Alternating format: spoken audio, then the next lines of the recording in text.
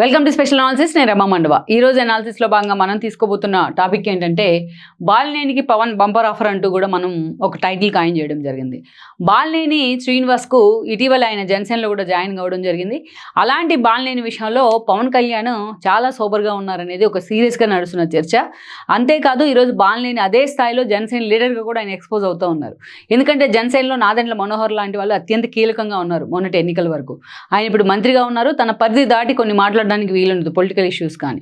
But Jaganmohan రెడ్డిని target చేసే విషయంలో కావచ్చు, మిగతా అంశాల్లో కావచ్చు, బాలినేని ఈ రోజున జనసేన పూర్తి స్థాయిలో జనసేన ఆవాహన చేసుకున్న నేతగా కనిపిస్తూ ఉన్నారు, గంగ చంద్రముఖిగా మారినట్టు.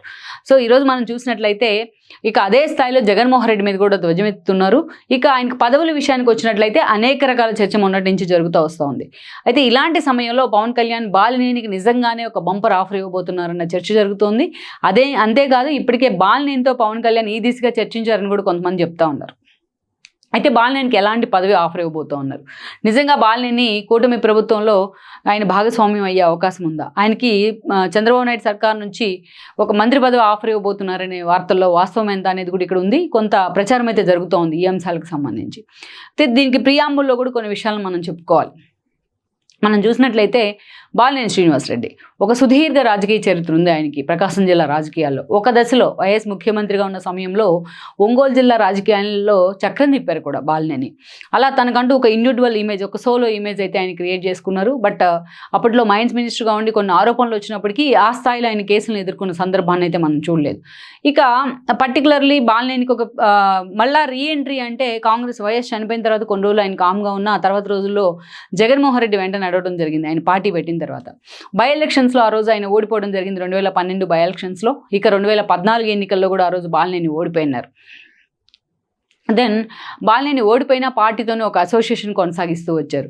14 ఎన్నికల్లో బాలినేని ఓడిపోతే జగన్మోహన్ రెడ్డి సొంత బాబాయ్ అయిన సుబ్బారెడ్డి ఆ రోజున ఎంపీగా గెలవడం జరిగింది. వాళ్ళిద్దరి మధ్య ఆధిపత్య పోరు పార్టీలో అప్పటి నుంచే స్టార్ట్ అయింది.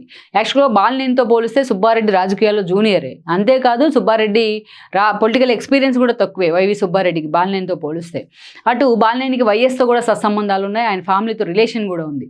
బట్ వేరే జగన్మోహన్ రెడ్డి జైలుకు వెళ్ళిన పరిస్థితుల్లో సుబ్బారెడ్డి పార్టీలోకి ఎంటర్ అయిన తర్వాత సేమ్ డిస్ట్రిక్ట్ నుంచి, ప్రకాశం జిల్లా నుంచి వీళ్ళిద్దరి మధ్య ఆధిపత్య పోరాటం స్టార్ట్ అయింది అనేక రకాలుగా. ఇక 2019 ఎన్నికలు వచ్చే ముందుకి ఆ రోజున సుబ్బారెడ్డికి ఎలాగైనా చెక్ పెట్టాలనే ఆలోచనతో బాలినేని మాగుంట శ్రీనివాసరెడ్డితో చర్చలు జరిపారు. బలవంతంగా మాగుంట శ్రీనివాసరెడ్డిని పార్టీలోకి తీసుకొచ్చే ప్రయత్నం జరిగింది. ఇదే సమయంలో వైఎస్ఆర్సీపీలో మగాళ్ళు లేకనా మీరు పక్క నుంచి తీసుకొస్తున్నారంటూ కూడా సుబ్బారెడ్డి చాలా డెరిగేటరీ కామెంట్స్ చేశారు కూడా. కానీ జగన్మోహన్ రెడ్డి ఆయన కన్విన్స్ చేసి తన బాబాయికి నామినేటెడ్ పోస్ట్ మీద హామీ ఇచ్చి ఆయన అక్కడి నుంచి మాగుంటను అక్కడి నుంచి పోటీ చేయించారు. మాగుంట ఎంపీగా గెలిస్తే బాలినేని ఆ రోజున ఎమ్మెల్యేగా గెలిచారు. బాలినేని తన ఫస్ట్ క్యాబినెట్లోనే మంత్రిగా తీసుకున్నారు జగన్మోహన్ రెడ్డి. మరోవైపు చూస్తే వైవి సుబ్బారెడ్డి లాంటి వాళ్ళకి తాను ఇచ్చిన హామీ మేరకు టీటీడీ బోర్డు చైర్మన్ ఇచ్చున్నారు. ఎన్ని విమర్శలు వచ్చినా దాదాపు 2 టర్మ్స్ ఆయన టీటీడీ చైర్మన్గా కూడా కొనసాగడం జరిగింది జగన్మోహన్ రెడ్డి హయాంలో. అయితే అనేక సార్లు తనకి పొలిటికల్గా ప్రత్యక్షంగా ఉన్న ర్యాప్ పోతుందని చెప్పి సుబ్బారెడ్డి అనేక సార్లు జగన్మోహన్ రెడ్డి దగ్గర మొరబెట్టుకున్నా జగన్మోహన్ రెడ్డి మాత్రం ఆ స్థాయిలో సుబ్బారెడ్డి మీద నామినేటెడ్ పోస్ట్ వైపు మొగ్గు చూపారని అనుకోవాలి. ఇక గత కొన్ని రోజులుగా పర్టికులర్లీ 2019 తర్వాత 2.5 ఏళ్లకు క్యాబినెట్ షఫ్లింగ్ జరిగింది. ఈ క్రమంలోనే ఆ రోజున జిల్లా నుంచి 2 మంత్రులుగా ఉన్నారు. బాలినేని శ్రీనివాసరెడ్డి ఒక మంత్రి అయితే ఆదిమూలం సురేష్ మరొక మంత్రి. జగన్మోహన్ రెడ్డి మాత్రం ఆదిమూలం సురేష్ని కంటిన్యూ చేస్తూనే బాలినేని తీసి పక్కన పెట్టారు.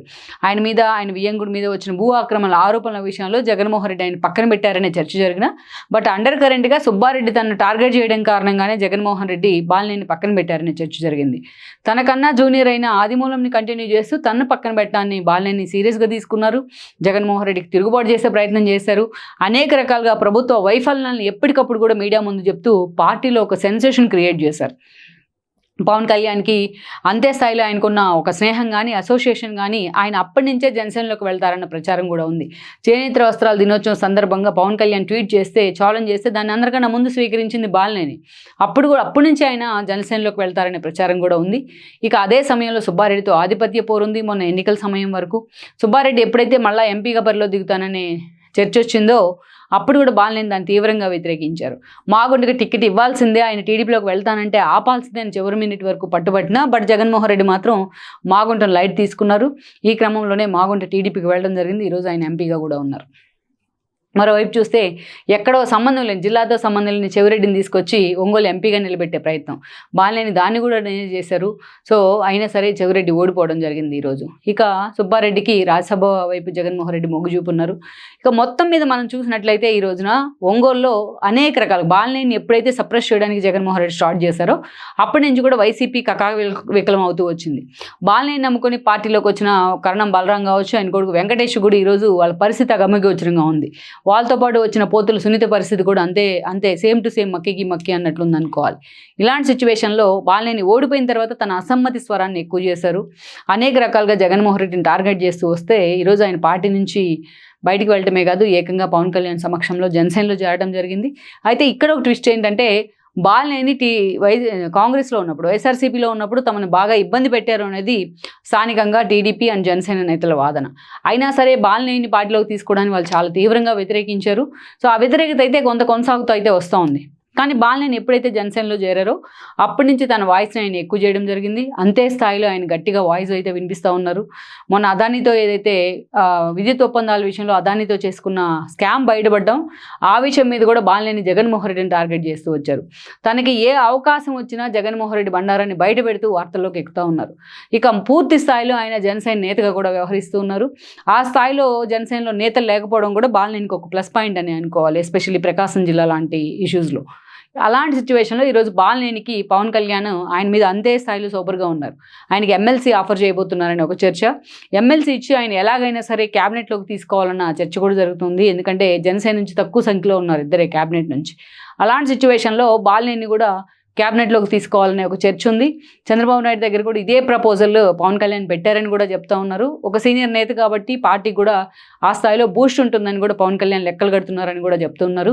మరి ఎమ్మెల్సీతోనే ఈ ప్రపోజల్ ఆగిపోతుందా, లేకుంటే అక్కడి నుంచి మంత్రి కూడా అయ్యే ఛాన్స్ బాలినేనికి మరోసారి వస్తుందా అనేది కూడా మనం చూడాలి. మొత్తానికి అయితే మాత్రం పవన్ కళ్యాణ్తో ఉన్న సాన్నిహిత్యం బాలినేనికి అయితే మాత్రం అటు పొలిటికల్గా లక్ కాబోతుందంటంలో ఎలాంటి సందేహం కూడా లేదు. ఈ వీడియో మీకు నచ్చినట్లయితే please share, like and subscribe